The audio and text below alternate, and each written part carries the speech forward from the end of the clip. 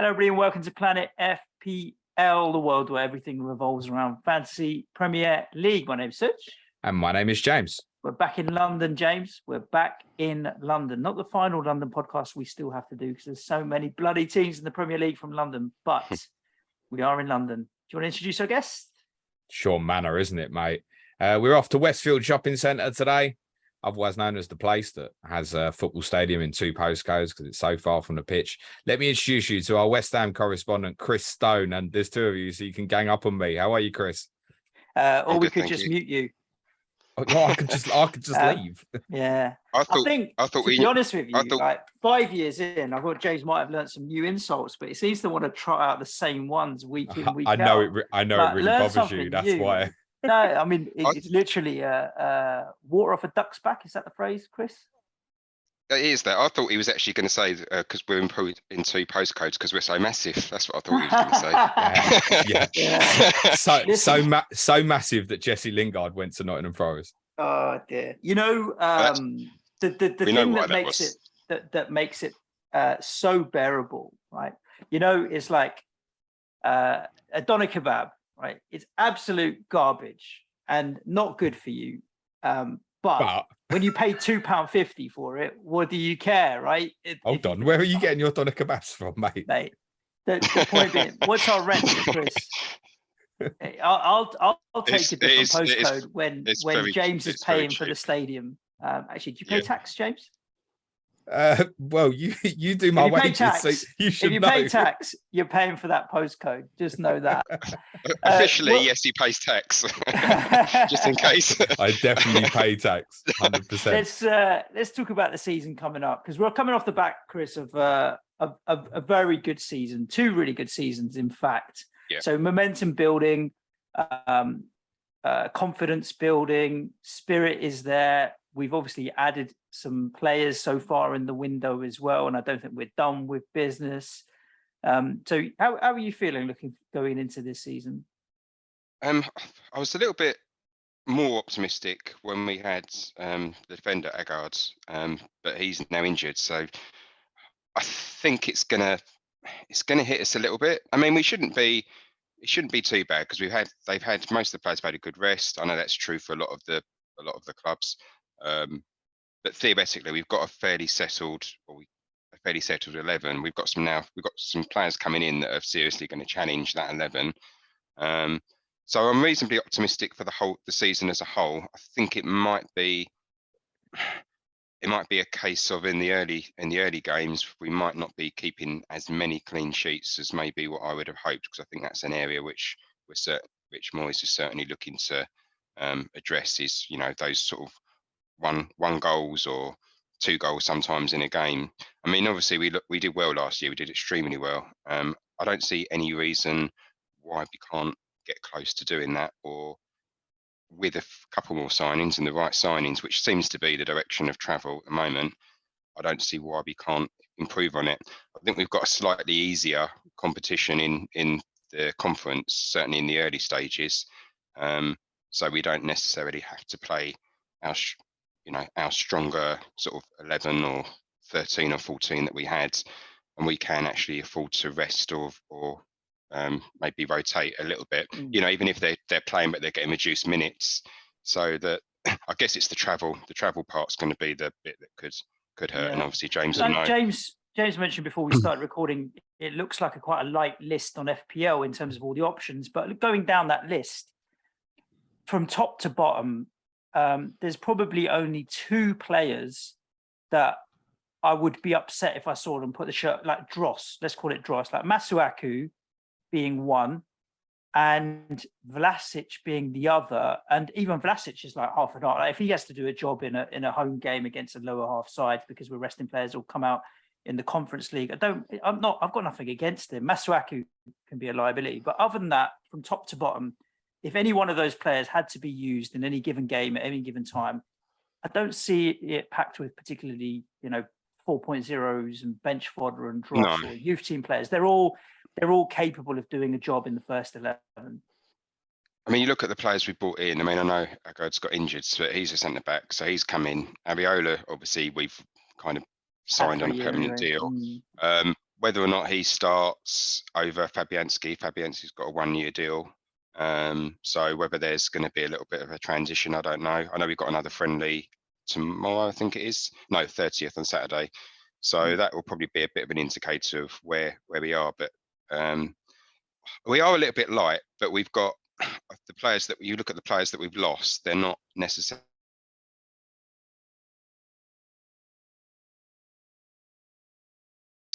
first team is, we've lost Jarmolenko. They're what you call fringe players, aren't they? They were getting some minutes because it allowed other players to rest. We're obviously looking to sign a few more players. I wouldn't be surprised if we've got another 2 by the end, by the time the season starts. And then I think we're sort of maybe flesh it out with another centre back as a loan signing. So I think I would have liked to have had him in by now, just so they're integrated more. But we have signed sort of players, a few players for now. Obviously Scamacca, the new forwards. They will challenge and they will take minutes off some of the existing players. But it gives us a bit more strength in depth than what we had, I think, last season. And I think once the window's complete, I think that's what we'll have. We'll have maybe a 15 or 16 rather than sort of a 12 and a 13 and a couple of other players that play out of necessity because we've got to give other players a rest. And I think that's where we'll be a bit stronger. I think we'll be stronger because we coped with Europe last year. And I think with the increase in squad depth, which we'll have, and the ability to maybe play a few of the youngsters in some of those games, for some minutes, I think that will help us in the league. I think that will make us at least as strong, if not stronger than last year in the league. And I think that will be to our benefit. So I think there's a lot of room for optimism, cautious optimism, I'd say. There's no reason why you shouldn't be optimistic about the season. What I'd say on European competition is the novelty will be gone now, in the sense that it was a big deal for you as a football club and a set of supporters. And I think David Moyes had a little bit of a responsibility in the group stage early on last year to possibly pick slightly stronger teams than we'd anticipated. Now, you breezed that group anyway, and you're quite right. In principle, you should have an even easier job of making it through the tournament in Europa Conference League. I can certainly say that's not necessarily true, by the way. But yeah, I know. In theory, and one of the things in terms of your hopes for progressing and breaching the top 6 this year is, which will be difficult, is that competition is so winnable, mate. So winnable. Yeah. In theory, you could get to the final and you may not play a major European club if the draw works out in a certain way. And you will be favourites in nearly every tie you have. So there's every chance, obviously, during the course of the season. I don't think it'll be a problem in the first half so much. But as the season drags on, again, if you're sort of 7th, 8th in the league, the eggs go in it, don't they? The chance of winning a major European trophy and stuff. And yes, it is a major European trophy. Jose Mourinho will say so it must be true. Definitely. Mourinho said it. It's got to be, isn't it? Exactly. you're a mate. Mourinho would treat the Community Shield as a major trophy. So yeah, anything to champion his own cause, isn't it? To make himself look good. I would love to see Mourinho reveal the tattoo of the Community Shield on his arm alongside the others. Not likely to happen. The new boy. Let's start with the new boy, because obviously the last 48 hours, it seems to be that everything that West Ham put out on social media, if it's not about Scamacca, there's no point. Yeah, well, Chris did it kindly by saying that we got a friendly in 2 days. This might even, what day does this go out? Friday or Saturday? Friday afternoon. It's Thursday morning. It's tomorrow. Currently. The friendly is tomorrow. So we are pre-recording on Thursday. Scamacca's obviously in now. Quite a big deal has been made about it, and I think the club are making a really big deal about it, in that every bit of social media content is about him and has been for since it was announced an evening and a half ago. You excited? Yeah, very excited. I mean, I think he's going to be given a bit of time, but I think he'll get some minutes early on in the season. Probably not against City, but I think it'd be really interesting to see him play. I think he's got a lot of potential. He's 23. He's one of those players I haven't seen anything of. He's not a name that I'm overly familiar with. He was at an okay sort of mid-table-ish sort of Italian club, but he did really well last year. He scored, I think it was like 15 or 16 goals 16. in 24 games. And he's big, he's strong, he's quick. I don't think he's the most skillful, so that doesn't really sort of change anything because Antonio's not the most skillful, but you can make. I think he's quite a good all-round player, and I think the fact he's 23, he signed a 5-year contract. He's certainly saying the right things. At least, he's. I think the players they brought in of recent, he reminds me a bit of Fornals in that sense. Where he's trying to. I know all players say certain things, but it's just his whole demeanour. I think he'll put his head down. He's not going to be a prima donna. He's got something to prove. Maybe we're a stepping stone in 2 or 3 years. So be it. But I think it'd be a good signing for us. He'll get a few goals.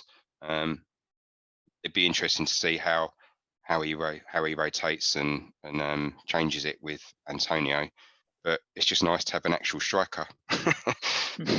Yeah, I mean, you certainly needed one in. It has potentially surprised a few people that you've gone to the top end of the market to the point where, and it's difficult to say because he hasn't played in a friendly for you or anything yet. This is literally brand new news, basically. It's difficult to say what the impact is on Antonio, whether Scamacca will be eased in, whether he'll go straight in. He's got a little bit of everything. He's obviously got the height. He's 6'5". He's quite powerful.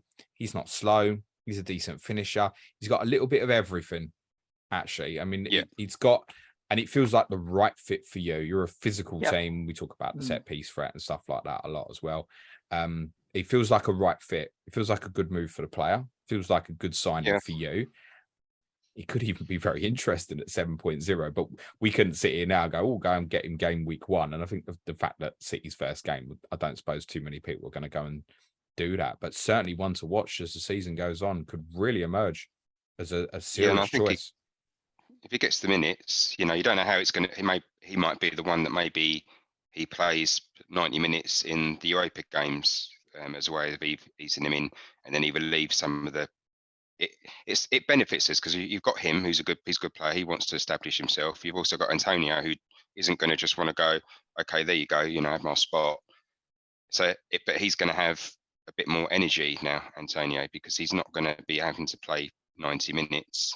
He can play. It'd be better having an Antonio playing for 60 minutes, going at full pelt, 100%. Exactly that. With the 5 transfers now, you can see them sharing minutes. Like if Antonio starts, Scamacca's going to come on. If Scamacca starts, you think Antonio's going to come on. So you can definitely see them sharing minutes there. And I don't, like you said, I don't think it's necessarily a bad thing because Antonio can really give it some welly for 60, 70 minutes and know he's going to then get a breather, or Scamacca coming on at the end of a game when the team's maybe been under the cosh at 6'5" and cause some damage. Both the minutes. Obviously times where they can play together. I think particularly like later in games and stuff. Yeah. And I just wonder, to get your opinion on it, Chris, if we might see Antonio revert back at times to more of a wide player this season. I think there'd be. Yeah, I mean, if we were playing both at the same time, then I think Antonio would be pushed out wide because clearly Scamacca is an out-and-out striker.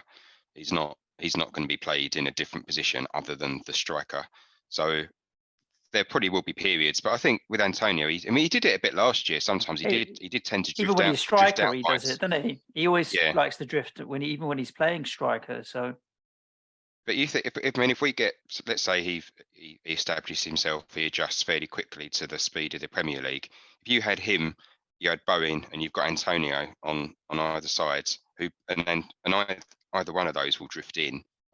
You've got almost you've got a triple goal threat there really, and not just someone who's going to get the odd goal, but who can quite easily they'd all get double figures between them if they were playing regularly enough. So. How quickly it happens, I don't know, but I think he'd be given some time to ease his way in. I think Moyes does tend to, even players coming up for the Championship, which you think would be an easier adjustment, apart from the increase in level.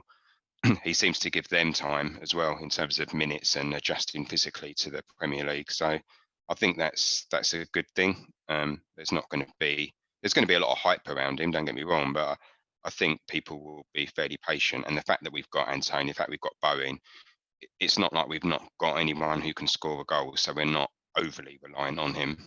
Obviously, the hope is neither of those get injured.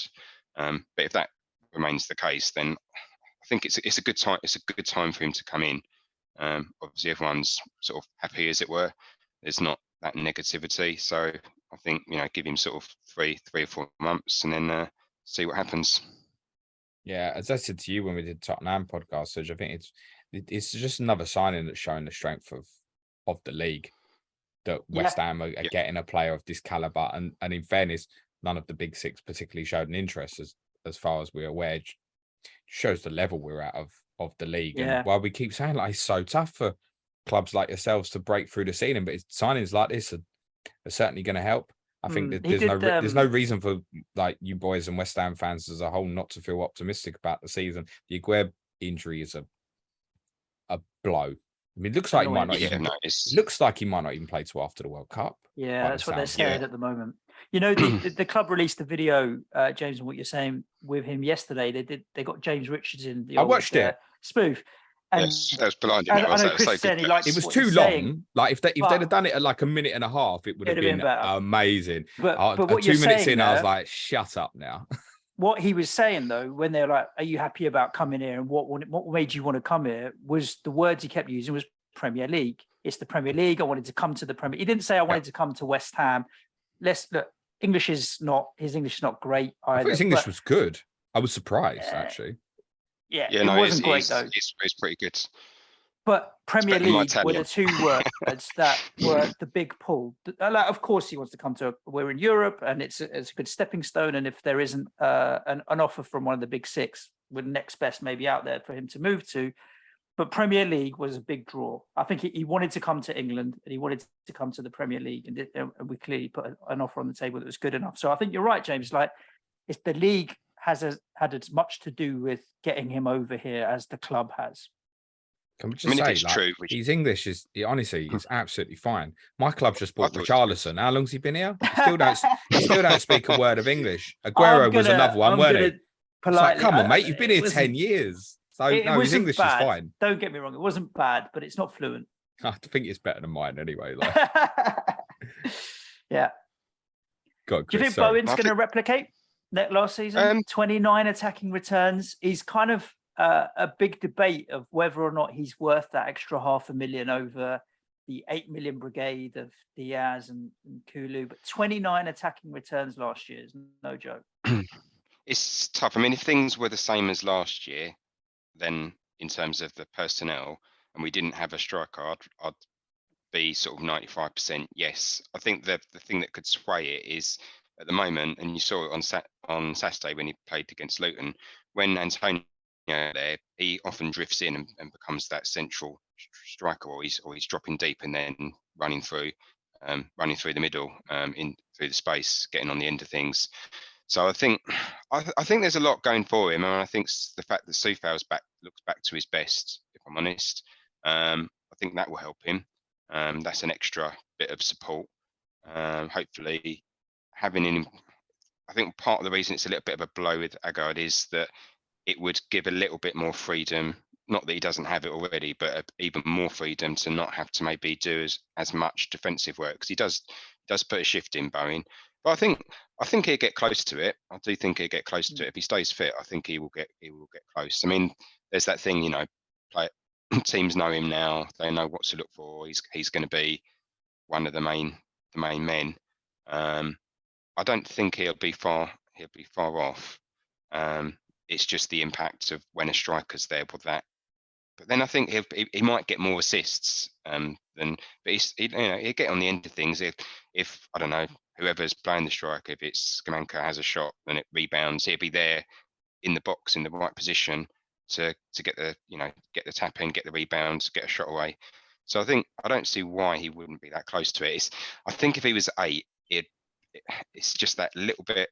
Well, that's what I was going to say. Expensive ends. Do you bottom line? Do you think he's worth the extra 0.5 over that cluster of 8 millions? I think you'd have to be a bit selective when you have him. I think probably at the start of the season, no.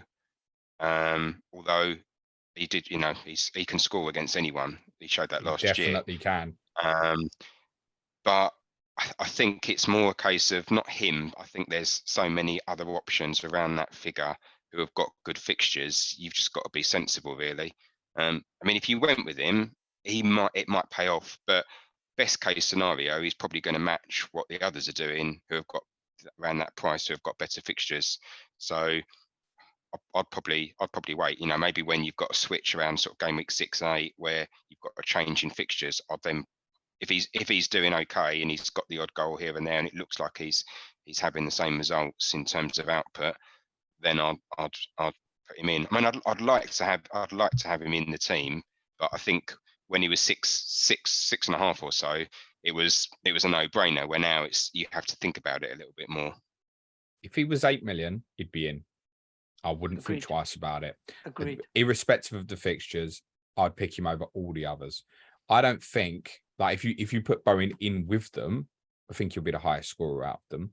I think he's got the talismanic nature out of him and in him that the other 8 million midfielders don't have so much.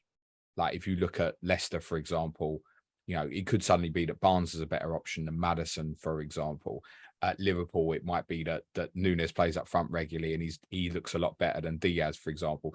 Kulusevski might get pulled out the team eventually by Richarlison. There's as much as we've praised them all, there are little things, I think, in all of them where even Saka's absolutely nailed, right? But it might be that Martinelli explodes this year, or Odegaard adds more returns, for example, or he plays a slightly more central position, for example. With Bowen, I really don't care about them fixtures. He'll score goals. No doubt about it. The thing in his favour against all those others you mentioned is that each and every one of them has got something's changed over the transfer window and things like that, where something has been taken away from them. Saka's probably one of them, where potentially Jesus could be on the penalties.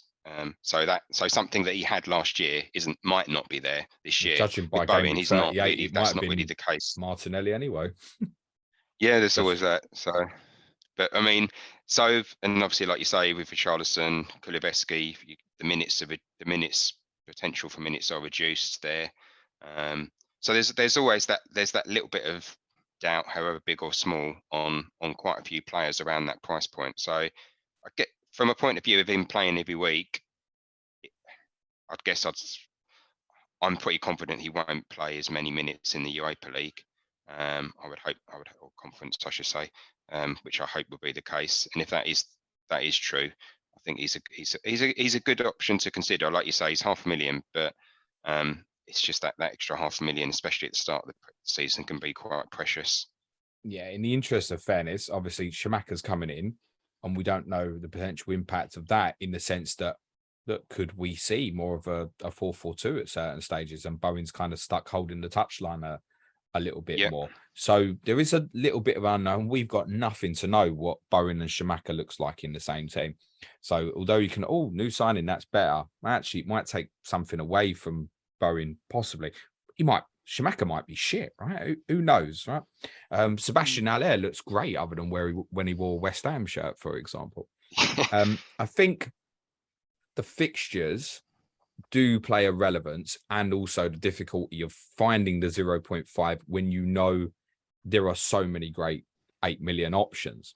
The fixtures up to game week 7 and 8 are pretty rough. So obviously City first. And again, we know Bowen scored twice against them, right? And this is why he wouldn't worry me so much. Forest away is obviously their first home game in front of the fans, so that's a more difficult game because of when it is than perhaps if it's in October or November. They're always harder games. Yeah, I agree. Brighton at home, depends what Brighton you get. But if you get a good Brighton, it's really tough. Villa away, again, similar. Tottenham is a game you will definitely turn up for, no doubt about it, but not easy. Chelsea away, obviously not easy. And Newcastle at home, we have to start treating seriously as well. So, I mean, individually, when you break down them first 7, it's tough. It's not. Yeah, I mean, they don't scream. It's not beyond reason that at the end of them 7, you could be in the bottom half. And if you are, I don't think it's something to worry about, because afterwards, when I look at the 4 fixtures afterwards and I see Everton, Wolves, Fulham, Southampton, I think I don't want to be about Jarrod Bowen for that period. I'd want to find a way, as long as he's, capable of what we've seen over the last 12 months and a little bit longer. I think, in my mind, when I get to 8, I've got to have him in straight away. I think if he's getting chances and he's getting shots on target, maybe he hasn't got the goals, that kind of thing.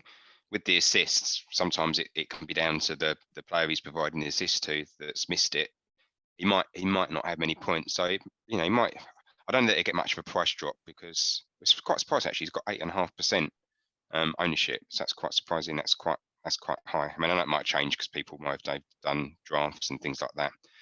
But yeah, I'd look at him probably from the Newcastle game onwards, because obviously it's a home game. Yeah. So yeah, that would be the ideal point. You can kind of get. I think it came back to what I said earlier. Where you can. The worst case scenario, if you don't have him, is that he matches what maybe the 8 millions have done in some easier fixtures.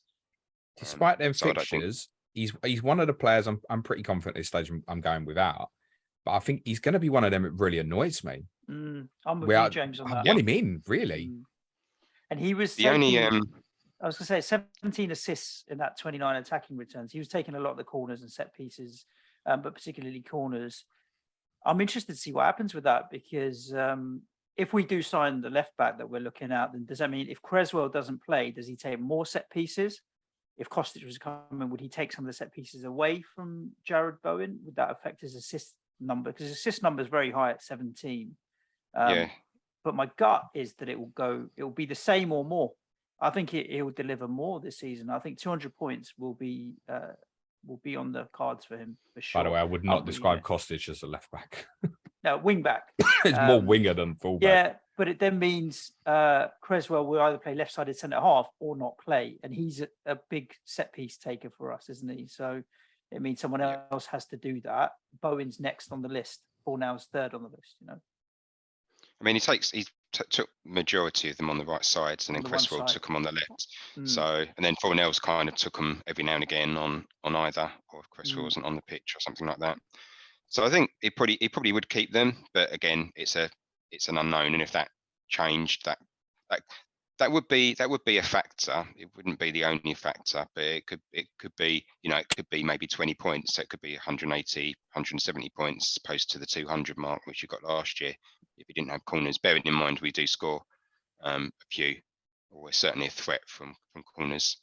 And I think obviously with Scamacca playing, he's going to have another tall player, which kind of loses a bit into Soucek. I think he's an interesting one. Teams, by the way, certain teams are going to have to adjust the players they pick because of West Ham. That's like, just thinking about that height. If you had Dawson, Zuma, Ogbonna, Soucek, Rice, and Scamacca, there's 6 players attacking a corner. And when Aguerd comes into that as well, got a few headed goals from set pieces last year as well. That's ridiculous height. Yes. Yeah. We're going to look like a basketball team, aren't we?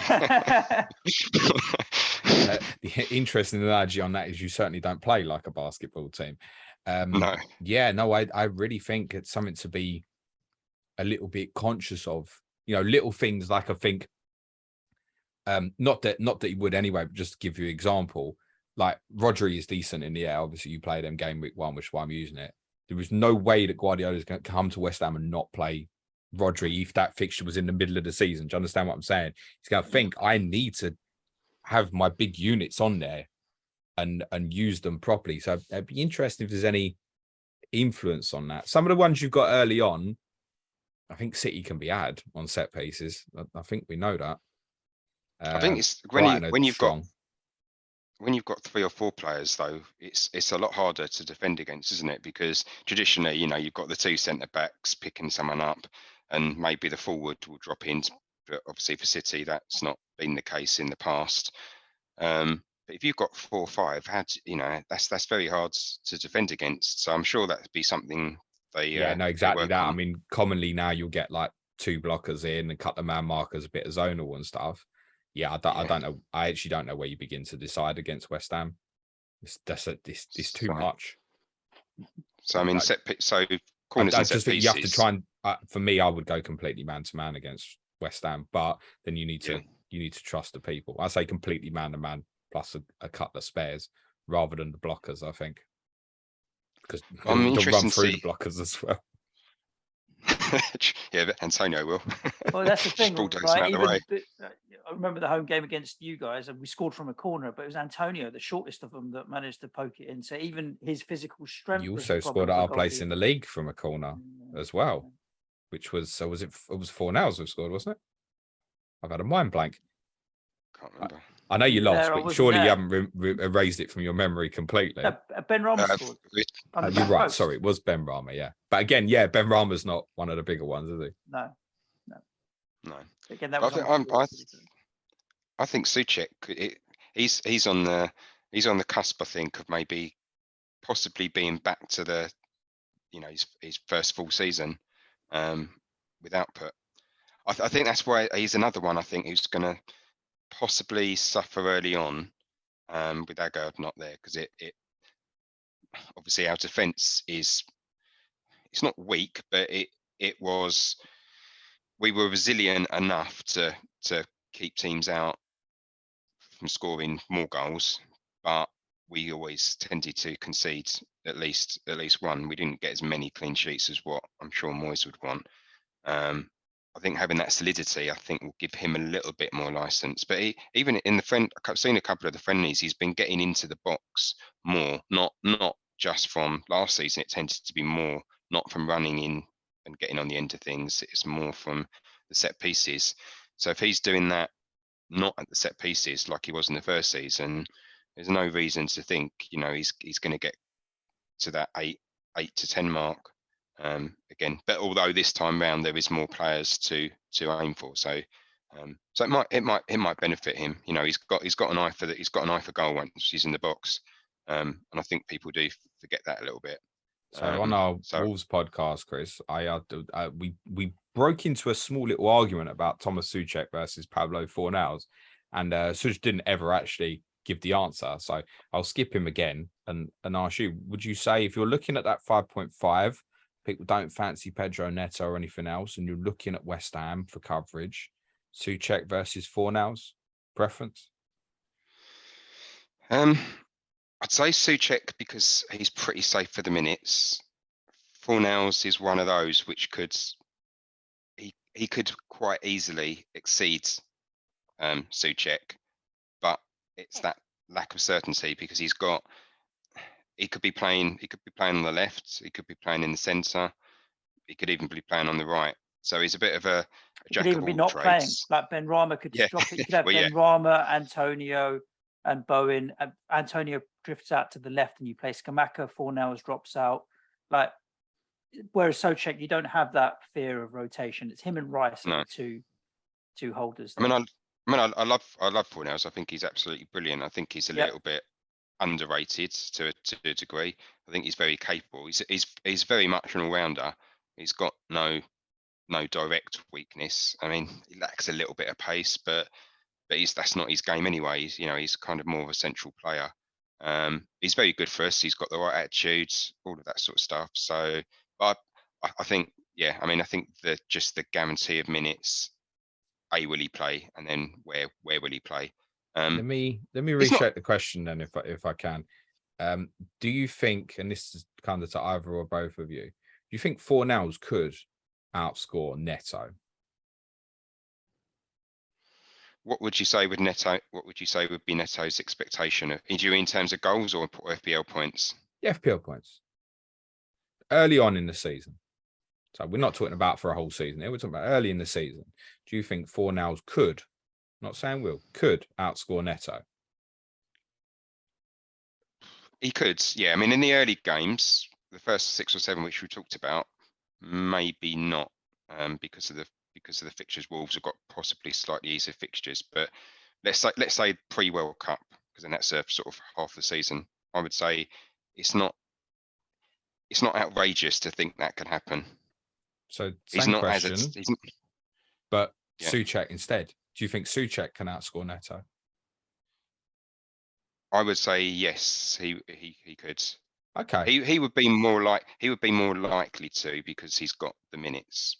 The minutes is what Right. would hold Fornals back. Just look at the numbers, right? So Fornals 2 seasons, 117, 125 points in those two. Soucek 147, 114, and Neto's one full season was like 120 something odd as well. Over the course of a whole season, there's going to be 20, 30 points in it. Like they're all going to be between 120 and 150. I don't see Neto breaking 200 or breaking even 150, if I'm honest with you. And I don't see either of these two breaking 150, but I also don't see them dropping below 120. I think 120 points, they'll 10 attacking returns, the clean sheets is there. Over the course of a whole season, between them, there's going to be 20, 30 points in it. They're all going to end between 120 and 150, in my opinion. I would say where I would sit on it as a neutral, and you guys know better than me, I would sit on it and say, Soucek, I know what he's going to get. He's going to get, for me, around about the level we got last year. A bit deeper last year as well, in fairness, to stop restricting Declan Rice so much. I think we have to remember that. Fornals, I would look at and say there is the potential. It's not to say he will. I'd say you're more variance. So yes, X minutes might be more of a problem. Therefore, he could bomb and be, come in at sort of well under 100 points, for example. But I'd also say he's got the higher to go further. He could, in my opinion, I would look at it and go, Pablo Fornals could be better than Pedro Neto. I wouldn't dream of picking Soucek over Neto. That's where I'd sit with it. Therefore, I would rather take the chance on a Fornals over Soucek, knowing that it could be great. I feel like Soucek is more, we know what we get. Fornals could be worse, could be a lot better. And I guess that comes back to like safety and management style. Personally, I wouldn't really doubt Fornals' minutes in terms of him being a starter. I don't know if you guys are therefore disagreeing with that. I think there'd be games where I think he certainly Moyes favours him. I think he's probably going to play in the tougher games, that's for sure. So the Man City, the Tottenham, the Chelsea's, because he's got that defensive element to him. So he's going to get minutes. He will take minutes off Ben Rama, for example, because Ben Rama just isn't really, it's not his game. So he can put him on the left, and he can do some defensive work to a degree there. And it's when you get the easier games, the ones where you're expected to win, he's not attacking enough to be first choice. But then he could, I think that number 10 slot is up for grabs. No, him and Lanzini. If it's Fornals playing there, then he could. That's where he could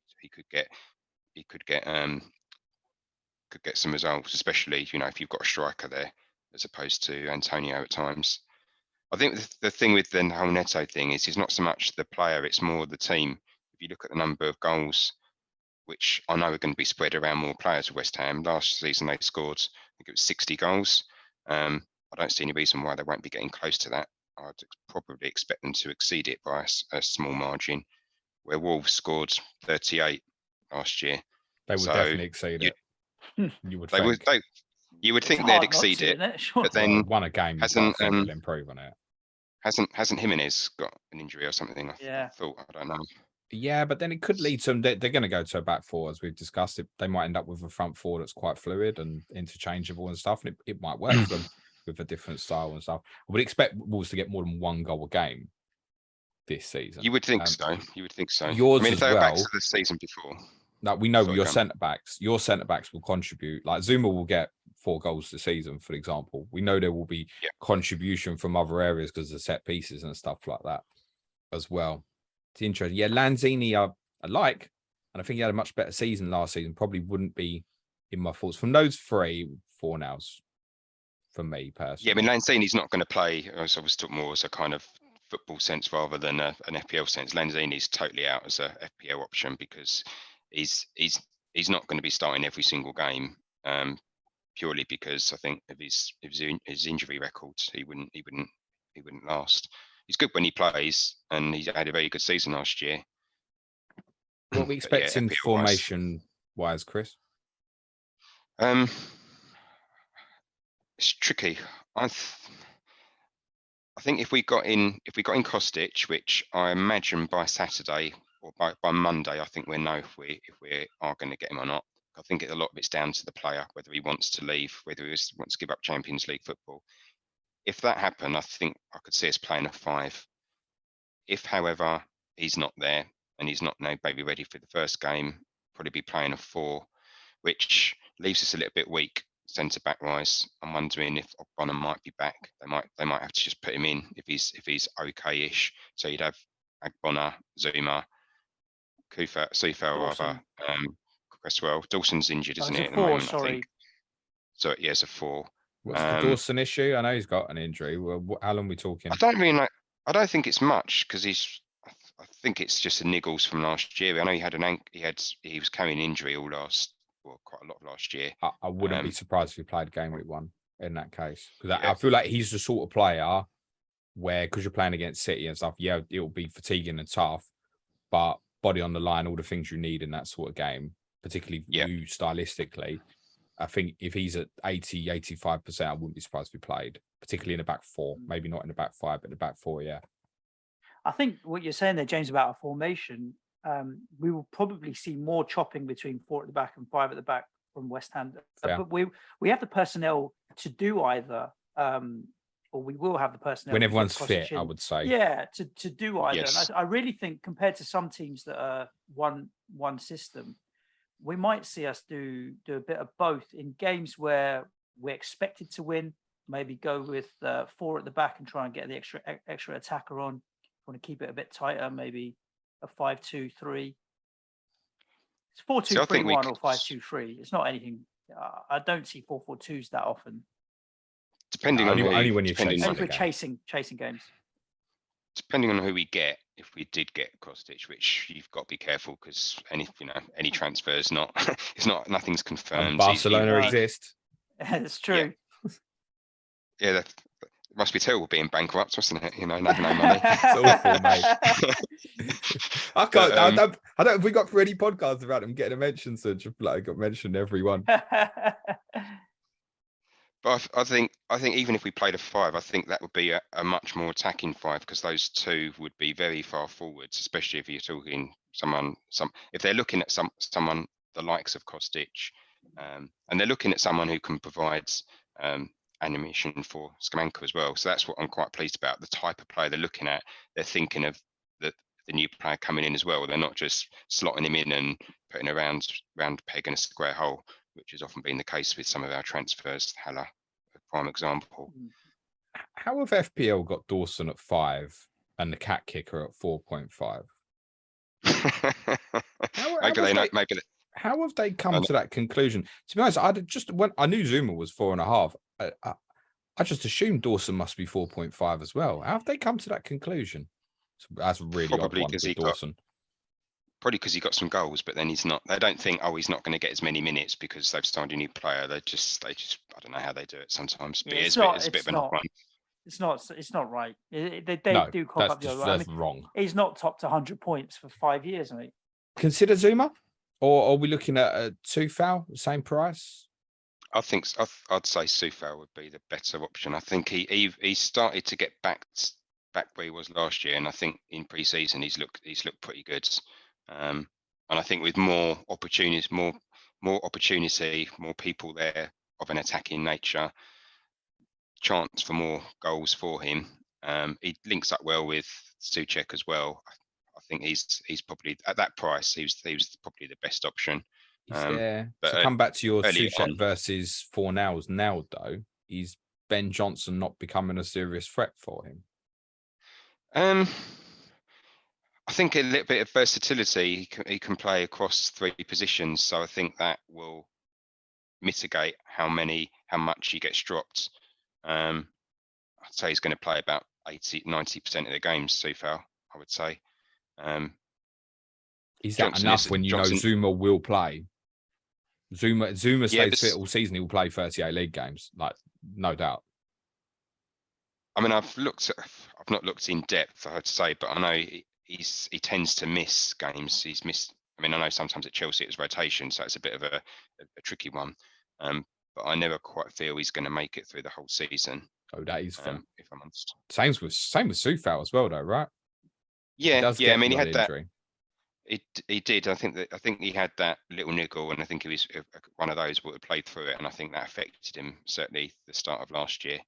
But he looks pretty fresh. He looks a lot more energy than what he had before, because he was going forward last year, and then he wasn't getting back at the same level as what he was. Obviously, he's getting older, but he's still, I think he's still 29, so he's still got a good couple of years. I think his legs are still fine.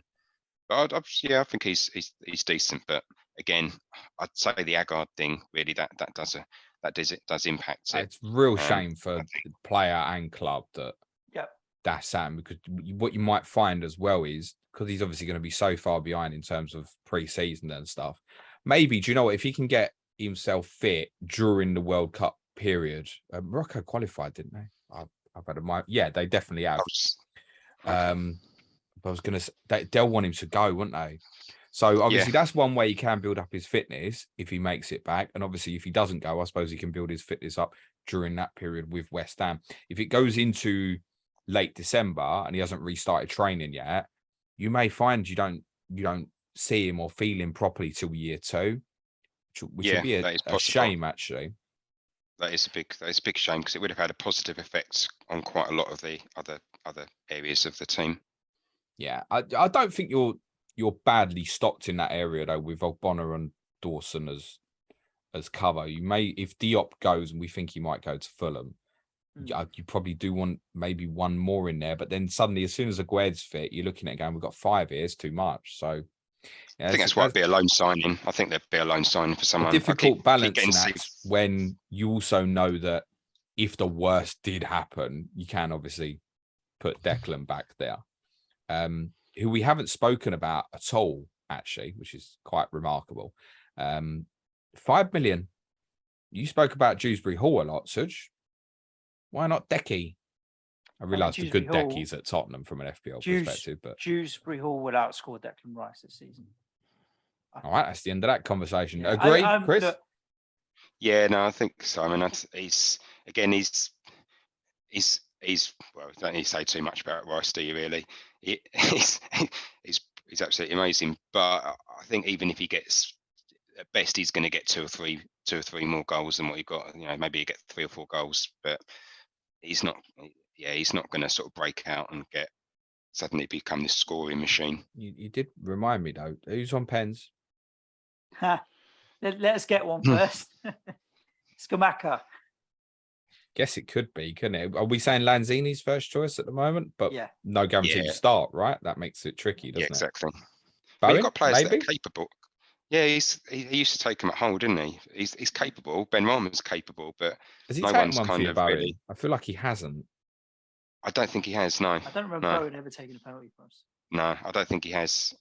So yeah, there's potential. There's a bit of a I know Noble didn't play that much, but if Noble was on the pitch for a minute, he was taking the penalty, wasn't he, last year? I wonder. I mean, it has been a little bit of a problem for you. Of course, you had Noble and stuff. It has been a little bit of a problem at a certain stage for you. I just wonder now, off the back of having that really good season, if Bowen goes, the numbers become a bit more important to him in his mind in terms of trying to push on again. I wonder if he wants to claim them. I wouldn't be surprised. Yes, that's that. I mean, that would certainly make him a good option at that price. Such thinks you don't get them. I think it's just the fact that you miss them when you get them. We've had a few more last year compared to previously, but yeah, we did that. Antonio's taken them, Rice has taken them, Lanzini's taken them. They've shared them around a little bit. I mean, Lanzini's been good, but he's not going to be playing enough to say, well, you pick him because he's on penalties. If he was, then yeah, he'll be a decent pick. But no one's. I'd say Lanzini will take them when he's on the pitch. Outside of that, it could be any number of 3 or 4 players. Scamacca could be absolutely could be the new one, but he's not going to be playing every game, so he won't. Do you not think? I think maybe to start with, but I presume that he will eventually become first choice in some capacity. He will become first choice eventually. He's got to. You don't sign, but will it? Will it? How that will? I don't know. We've just paid 60 million for a player who's not a guaranteed starter in Richarlison. So, maybe this what we said. The power of the league. Maybe we need to start adjusting our minds a little bit. And before You we know, let you it might go, even Chris, go on. So I was going to say, it might focus Antonio. You know, he might get he might he's going to be conscious of this, so he's Yeah, I going to be think trying the extra competition harder. will be good for Antonio. Yeah. He's also Yes. knowing as well that you don't need to ever force him, even for a big No. game now, I think. Mm. So, you know, for example, after you play Tottenham in the midweek fixture, you've got Chelsea afterwards. And if his recovery is not good, leave Antonio on the bench. Whereas Yeah, before exactly. you probably force it and go, really need to play Antonio against Thiago Silva and stuff like that. No, We'll see how it develops. What I'm going to ask you, Chris, was goalkeeper. Who do you think will start? I would say if Areola starts on Saturday, it will be Areola, which I was slightly surprised about because I thought Fabianski would be starting. I don't think he's done too much wrong, but maybe Areola's been impressing in training. So I don't know for sure, but I personally think it will be the same. Whoever starts on Saturday will be the starter for City and will be first choice for the games. If Areola's not starting, he's going to be challenging at some point. He's going to, whether Fabianski gets an injury or something happens, he's going to come in. I expect him to get more eventually. They're obviously having this extra season to integrate him. They wouldn't have signed him if they didn't have any intention of playing him. Oh, he's definitely becoming the number one at some stage. Yeah. It's just a case of when. Who would you like to see in goal against Man City? I'd probably say Fabianski because I know he's pretty safe. I know he's not as good maybe coming out. That's where Areola's strength is, but then I think sometimes his distribution is a little bit inconsistent. Certainly with clearances, not so much passing out, but clearances wise. Suj? So I think I just don't think Fabianski's done anything to deserve being dropped. And I'm not one for making change just for change's sake. So I'd like to see Fabianski start. I do agree over the course of the season, Areola at some point will start getting more and more integrated. But game week 1, I'd like to see Fabi in there. I just don't think he's done anything to deserve to be dropped. You wouldn't think twice, potentially, of putting Scamacca in the team ahead of Antonio, right? But I get it, experience of Flappy and stuff. I feel like it might be time. I think what I would say is I think at some stage this season, Areola will be an interesting FPL pick. Yeah. If he gets it from the start, which we don't know at the moment, then that sort of that game week 8 period onwards till if people are wildcarding around that spot, I think it'd be really, really popular. Actually, he's a good goalkeeper. Agreed. And I think we are probably at the stage now, if it is Fabianski that's first choice, that if or when an injury happens at some stage, Areola will come in and then that'll be it. Yeah, agreed. I certainly wouldn't recommend Fabianski although he's been an extremely good FPL asset, I would not recommend him as a choice at the start with the fixtures and the threat. Yep, no, I agree. Chris, where are we going to finish, mate? Europa League or Champions League? Champions. I'd say I'm hoping for 6th. I think top 4. Well, there's the top 3. I would say ruled out: Man City, Liverpool, Tottenham. I think have got stronger. Chelsea are a bit of an unknown. Man United are a bit of an unknown. Arsenal are strengthened, but I think that with them, it's the Europa that may have an impact on their league position. It certainly make it harder for them. It just depends. It's a lot of uncertainty. So I think we could realistically finish 6th. Depending on how the others do, will dictate if we have a chance of pushing for 4th. I think it's almost ironically, if we got dumped out of the cups, all of the cups pretty early, then 6th or higher, 5th or 6th is much more on the cards. And if we're having long cup runs, then it's going to be 7th or 8th. Really, is what might end up happening. Yeah, it could. It's so close. It's so close. It's fine margins. 6 points is absolutely huge. That difference. But I think to get 4th, I think even if we outperform, I think someone Chelsea, let's probably say Chelsea have got to underperform, and Man United mustn't improve by a significant margin. FPL dummy Tom Med, our Brentford correspondent. You said you wouldn't invite him back to the London Stadium, right? Yeah. Yeah. He's the only correspondent who thinks you'll finish top 6. And the rest, yeah, I don't. It's difficult to tip anyone to break it. Yeah.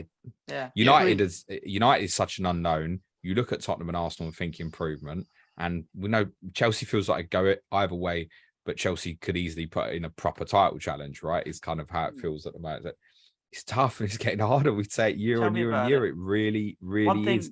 And the European competition, which is absolutely what West Ham should desire, and they should try and do well in the competition, ultimately isn't going to help if you're there at the end. It does become a burden in March and April and stuff. And I think you'll do well in that competition. I could very easily see you winning it, actually. And I think that might influence what the final league position is. Do you know what I mean? If you win that, you might finish 10th, for example. And I think that's what a few of the other correspondents have kind of looked at as well. There are a few 10th predictions. There is even one 11th. Wow. Possibly expecting because of that it might be a bit more difficult for you this year. Personally, my opinion would be outside the top 6, you're the toughest team to beat. I'm looking at it, James, and outside and I don't want to. I'm not one to get overly excited, but on the conversation we're having today and the ones we've had with all the other squads outside the top 6, I think we have the best squad. And I'm absolutely okay with that. The only one I'd say is close is Leicester when everyone's fit and stuff. Yeah. And so, based on that, we should be aiming for 7th as a minimum. But then your squad's going to get stretched. Leicester, actually, no European. As we discussed with Aaron, it might flip the other way now, right? But they seem to be having a bit of a refresh, Leicester, don't they? You know, Michail's going, which was a bit of a surprise. As we discussed with him, it's potentially it's an interesting refresh. I don't know what's getting refreshed at the moment. Some it might do. I think, look, signing's good as well. Like Flynn Downs gives you, we haven't spoken about him, not expecting him to be first choice, but a different type of midfield player to Soucek, gives you cover. It's kind of a direct replacement for Mark Noble, I guess. If you don't have squad issue injuries and the European thing doesn't give you too much of a problem, then I think you'll finish 7th. But I suspect it might. We shall see. I don't see why it would, because we got to the semi-final last year and we had a thinner squad arguably than what we're going to have this year, and not as strong. That 15 or 16 is stronger. So I don't think that would in itself. The flip to that would be, you've got a tough start of the season. So unless you do well in it, to kind of be at that sort of October, November period where there was serious hopes of finishing top 4, you might not be in that position in the first place. That's fair, yeah. That's so actually you were dropping really from sort of Champions League contenders in February, March, with still a chance to actually dropping well adrift of it. Whereas it might be that this time you drop from 6th, 7th to 9th, 10th. That's all I mean. I find it difficult to see you challenging the top 4 because of the opening 7 fixtures. If you do well in them, then you're in the race. I would say you're still the most likely of the non-top 6 teams to finish in the top 4, purely because you are the hardest to beat. Any given day, you'd be shit and you beat anyone 1-0 because of what we discussed with the set pieces and stuff. Yeah, I don't expect to be in the top 4. I mean, that's kind of such a distant sort of.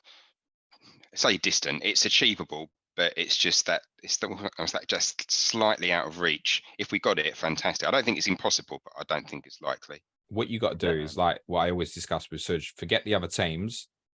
2 points per game, 2 points per game, 2 points per game. If you get near that, you can get in. You're there, aren't you? Yeah. Focus on yourselves, but that in this league now is. Yeah, you've got to win 2 of every 3 games. It's tough. Yeah, everyone wants it. Newcastle spending, they're getting better, all that sort of stuff. So it gets tougher and tougher each year, doesn't it? Yeah, absolutely. Thank you, Chris. Pleasure, mate. Chris, give a shout out to your Twitter handle, just so that if anybody who doesn't follow you and is listening wants to follow you for more updates on West Ham, and you do tweet about Sky Fantasy Football a bit as well, don't you? Yeah, a bit Sky. So FPL _Sky Addict. Fantastic. James, I've had enough of the big city. Can we go down to the beach or something? Yeah, we can. Just before we go, by the way, just shout out for Championship listeners. Good luck, and League One, League Two listeners. Good luck for the season. If you're playing Gaffer, get your teams done quickly. Next, Beach. Brighton. Beach. Seagulls. Let's go. They are very interesting because they might be the horse that could push the top 6 that no one's talking about. Let's see when we meet Sam. Listeners, make sure you're subscribed wherever you are listening to the podcast, and you'll get notified as soon as that episode goes live. Hope you're enjoying Correspondent Week. Stay safe. Ciao, ciao. Thanks, Chris. Good luck for the season, mate. Cue music, please. Cheers, man, guys. Thank you.